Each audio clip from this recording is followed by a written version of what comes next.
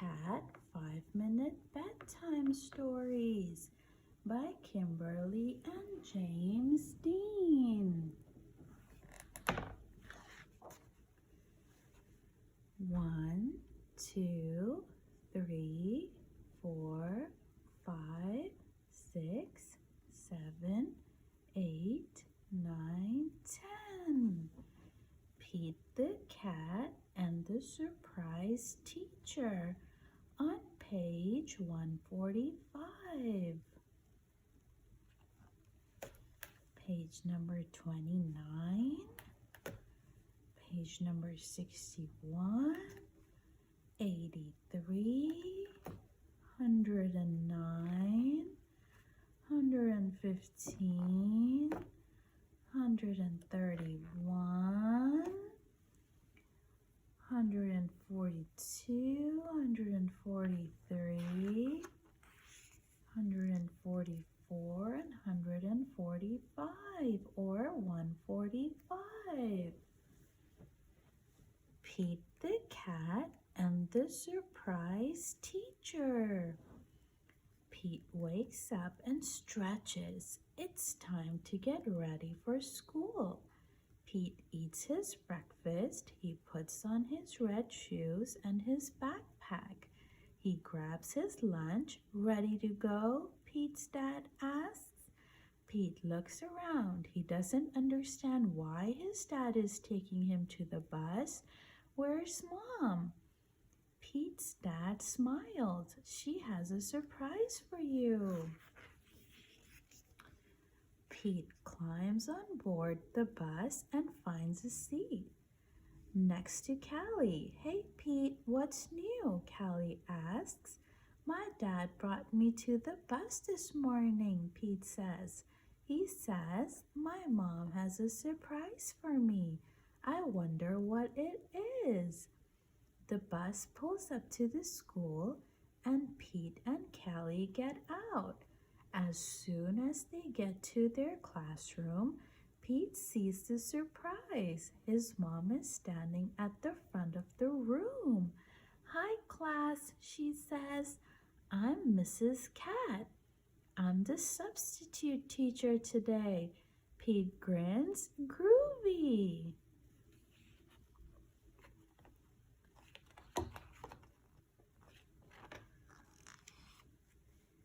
Pete's mom takes attendance. She reads the morning's announcements. Finally, it is time for lessons to begin. I'm going to need all of your help today. Pete's mom tells the class, what is your first lesson? First, we go to art, says Pete. Pete's mom smiles. Thank you, Pete, she says. Okay, class, says Pete's mom. Everyone line up in single file at the door. Now follow me. Art, here we come. The class follows Pete's mom out the door. They head down the hallway and stop at the first room they see. Pete's mom opens the door and leads the class inside. Uh-oh, this isn't the art studio, it's the gym. There is already another class in the gym, but the coach doesn't mind. Come on in and play with us, he says. There's always room for more. Pete's mom isn't sure. They're supposed to be in art class. Please, the class begs. Finally, Pete's mom agrees. Pete and his friends change into their gym clothes. Then they join the other class. They're playing basketball. Wow, Pete says. Gym class is way cooler with more kids.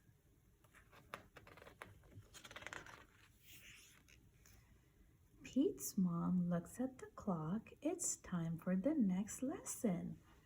Pete and his friends change back out of their gym clothes and she leads them to the next classroom. Uh-oh, this isn't art, it's music.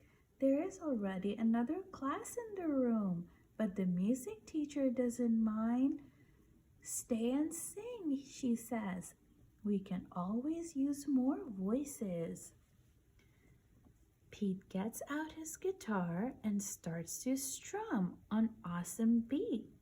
The other kids sing along. Far out, Pete says.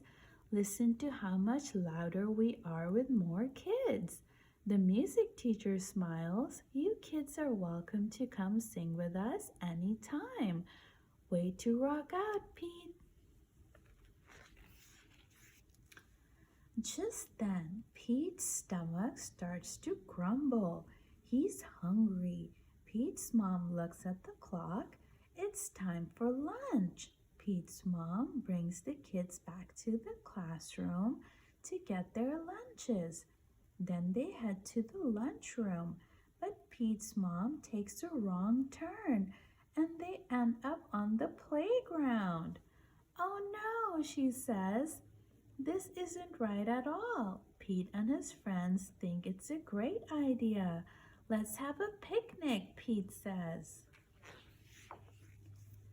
When they're done eating, Pete and his friends clean up the picnic. Now it must be time for art, Pete's mom says.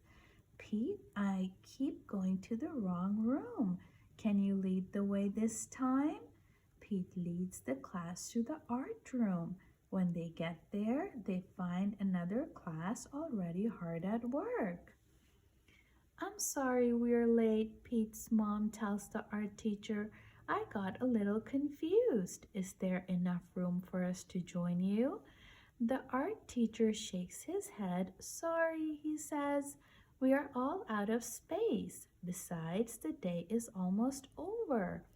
Bummer, Pete says. Now what do we do?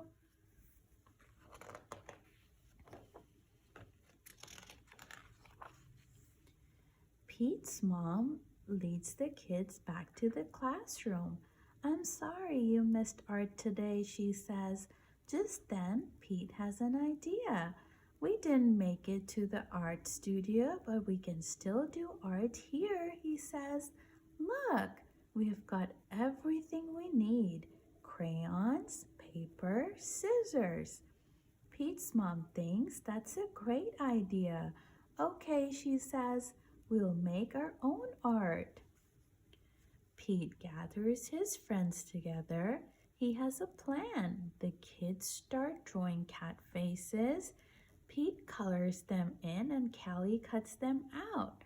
On the other side of the room, Pete's friends write something on a big piece of paper. Finally, their project is done.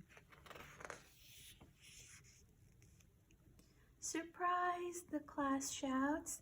They made a banner for Pete's mom. Pete's mom is touched. No one has ever done anything so nice for her. We may have done things all wrong today, Pete says, but we had the grooviest day ever. Thanks for being our teacher. Pete hugs his mom and thanks for being my mom, he whispers. Thank you, Mrs. Cat. Good night, everyone. I'll see you in the next story.